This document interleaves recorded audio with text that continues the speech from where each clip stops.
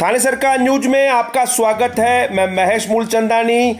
आज एक फिर नए मुद्दे के साथ हम अपने दर्शकों के सामने आए हैं। शहर के दर्शक और शहर के लोगों को उनके जुबान पर एक ही मुद्दा चल रहा है कि राज्य सरकार अब स्कूल खोलने की सोच रही है। शहर की जनता और बच्चों के माता पिता के जुबान पर एक ही बात चल रही है कि बच्चों को स्कूल भेजना है या नहीं।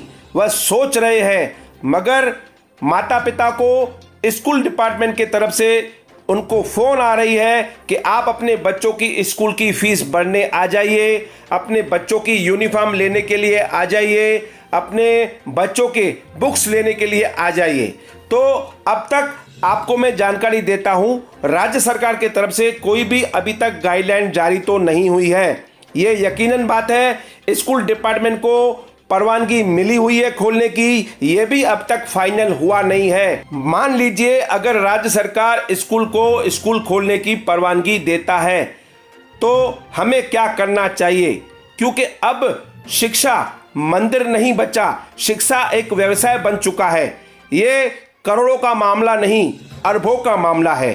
तो हमें केवल अपने बच्चों के लिए सोचना है, जल्दबाजी से कदम नहीं उठाना है। हम केवल इतना सोचते हैं कि हमारे बच्चे जब स्कूल जाएंगे या रिक्शा में, वैन में या टेम्पू में, उस समय 15 से 20 बच्चे एक साथ होते हैं। उस टाइम सोशल डिस्टेंस बच्चे रख पाएंगे? उसका आप अपने मन के अंदर जवाब दीजिए कि हमारे जो सवालात हैं वो कितने सही है। उसके बाद जब बच्चे स्कूल पहुंचेंगे, एक ही क्लास में 50 से 60 बच्चों को पढ़ाया जाता है, उस समय बच्चे सोशल डिस्टेंस रख पाएंगे? या स्कूल प्रशासन के पास इतने इंतजाम है? 6 से 8 घंटा बच्चे पढ़ाई करने के समय अपने चेहरे पर वो मास्क लगा सकते हैं, और इतना टाइम मास्क लगाना बच्चों के अंदर ऑक्सीजन की कमी पैदा करता है। तो ये कितना उचित रहेगा? जब स्कूल से छुट्टी मिलती है तो बच्चे भाग भाग कर रिक्शा में, वैन में बैठा करते हैं। उस समय हमारे बच्चे सोशल डिस्टेंस रख पाएंगे? छोटे नन्हे मुन्ने बच्चों को कितनी बार सैनिटाइजर से हाथ धोना है? जो बच्चे अपना खाने के टिफिन का चम्मच बरोबर नहीं पकड़ सकते, वह क्या अपना प्रिकॉशन खुद रख पाएंगे? जब अचानक एक स्कूल में बच्चा कोई कोरोना पॉजिटिव निकलता है और महानगर पालिका कहती है कि स्कूल बंद करो, तो क्या स्कूल प्रशासन हमारे भरे हुए पैसे वापस देगा? आप ये सब बातें सोचिए, क्योंकि पहले भी मानसून सत्र के पिकनिक के पैसे लोगों के भरे हुए थे, उनको भी वापस नहीं दिया गया है। लोगों को, पेरेंट्स को परेशान किया गया है। केवल स्कूल डिपार्टमेंट फीस के पीछे लगा हुआ है, यूनिफॉर्म के पैसे पर लगा हुआ है और चाहता है कि जल्द वह पैसा अंदर करे। उसके बाद अगर मामला बिगड़ जाते हैं तो स्कूल डिपार्टमेंट अपने स्कूल बंद कर देगा, फिर पेरेंट्स को पैसा वापस नहीं मिलेगा। तो इस विषय में हमने समाज सेवक राजेश टेकचंदानी से बात की। उनके भी विचारात हमारे विचारात सेम थे। उन्होंने भी अपने ओर से राज्य सरकार को कई पत्र लिखे हैं। आइए बात करते हैं राजेश टेकचंदानी की। राजेश टेकचंदानी जी, सुना है महाराष्ट्र गवर्नमेंट कॉन्वेंट स्कूल और प्राइमरी स्कूल चालू करने वाली है, और ऐसा मैंने सुना है कि आपने भी कुछ इस विषय में पत्र व्यवहार गवर्नमेंट से किया है। क्या आपको क्या लगता है कि इस साल स्कूल खुलने चाहिए, उचित है? आपको कैसा लग रहा है, इसके बारे में बताइए।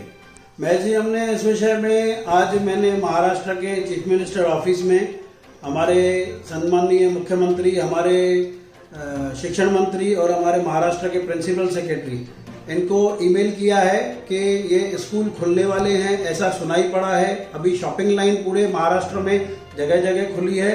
उसके बाद ऐसा सुनाई पड़ रहा है विस्पर्स के अभी जुलाई में स्कूल्स भी खोलने वाले हैं। इस पे हमको जबरदस्त आक्षेप है, नहीं खोलने चाहिए, ये सही नहीं है। इसीलिए हमने आज विनती पत्र सरकार को दिया है। उनका रीजन क्या है, मुख्य बात बताइए। देखिए मैं जी, रीजन सबको पता है। आज कोविड-19 का प्रोटोकॉल है कि हमको फिजिकल डिस्टेंस मेंटेन करके रखना है। आज एक एक स्कूल में 1500 से 2000 बच्चे हैं। वो रिक्शास में किस प्रकार जाते हैं, बसेस में कैसे लबालब बढ़ के जाते हैं। उसके बाद एक एक क्लासरूम में 40-40, 45 बच्चे बैठते हैं। वो पर्सनल सोशल डिस्टेंसिंग का, फिजिकल डिस्टेंसिंग का उनका पालन होगा नहीं। उसके बाद जो प्रिकॉशंस हैं कि आपको बार बार साबुन से हाथ धोने हैं, ये छोटे बच्चे बार बार कैसे हाथ धोएंगे या उनको कौन समझाएगा, वो कैसे सैनिटाइजर का इस्तेमाल करेंगे। मुख्य बात है कि हमको अनिवार्य है मास्क पहनना ही है। अभी ये छोटे बच्चे घर से निकलेंगे ट्रेवलिंग टाइम पकड़ के 6 घंटा स्कूल पढ़ेंगे, घर पे वापस आएंगे, 8 घंटे के लिए नॉन स्टॉप कंटिन्यूस मास्क पहनना नेक्स्ट टू इम्पॉसिबल है। और ऐसा बाय चांस हम सोचे कि किसी ने पहन भी लिया तो एक्सपर्ट्स जो हम लोग सुन रहे हैं टीवी पे कि कंटिन्यूस 8-8 घंटे 10-10 घंटे मास्क अगर पहन के रखेंगे तो हमारे ऑक्सीजन लेवल, बदन का ऑक्सीजन लेवल भी ड्रॉप होता है, तो ये डेंजरस भी हो सकता है, पॉसिबल नहीं है।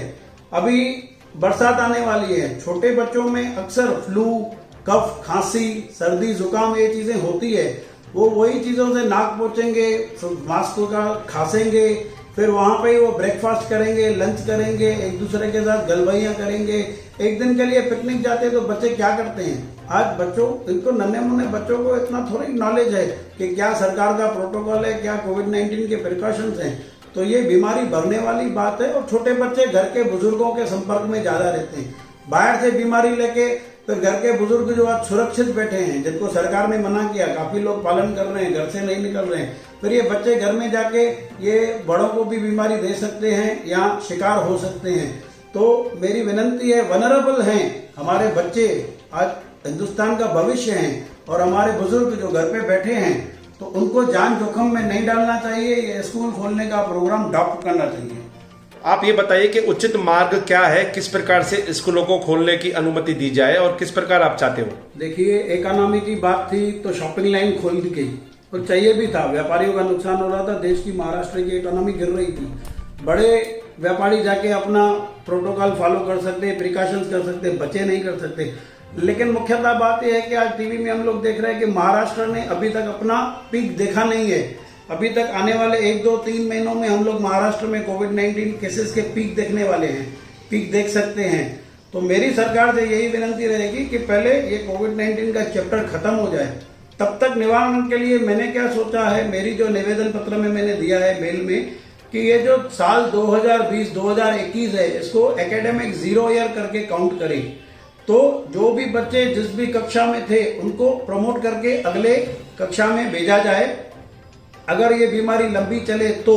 और अगर आने वाले 2-3 महीनों में ये सिमट जाती है और हम लोग, ईश्वर करेगा, हम लोग इस पे विजय हासिल करें, जैसे सब लोग कोशिश कर रहे हैं, तो फिर 8 महीने का कैरिकुलम रखें। जो हमारा सिलेबस है जिसमें 15 चैप्टर्स हैं उनको रिड्यूस करके 10 चैप्टर कर दें। जो अति आवश्यक है उनको रखें, जो थोड़े गैर जरूरी हैं उनको थोड़ा कम कर दें। और साल भर के बदले 8 महीनों में वो 10 चैप्टर पूरे करके इस प्रकार से हर सब्जेक्ट का कैरिकुलम रिड्यूस करें और 8 महीने में साल पूरा करें।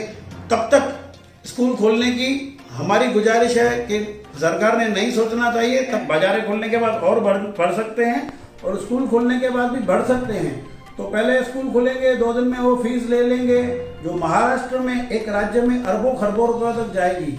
और ये अरबों खरबों प्राइवेट स्कूल फीस एक्सट्रैक्ट करने के बाद फिर सरकार को लगेगी कि अभी ये हमारे केसेस बढ़ गए हैं, जैसे कोरिया में हुआ, जैसे अन्य मुल्कों में हुआ है, हमने देखा है टीवी पे। तो फिर से फीस लेने के बाद फिर सरकार नोटिफिकेशन निकालेगी कि स्कूल बंद कर दें। तो मतलब प्राइवेट स्कूलों के दबाव में कहीं ना कहीं नहीं आना चाहिए। हमारे देश का भविष्य है बच्चे, और ये बड़ा 100 साल के बाद ऐसी कोई बीमारी हिंदुस्तान को आई है। 1 साल अगर 0 एकेडमिक ईयर करेंगे या थोड़ा सिलेबस करेंगे तो कोई तूफान नहीं मचने वाला है। हमको पहले अपनी जान बचानी है, जहान बचाना है, बाद में ये पढ़ाई का 2-4 महीना अगर आगे पीछे हो तो उसके रास्ते सरकार ने ढूंढने चाहिए।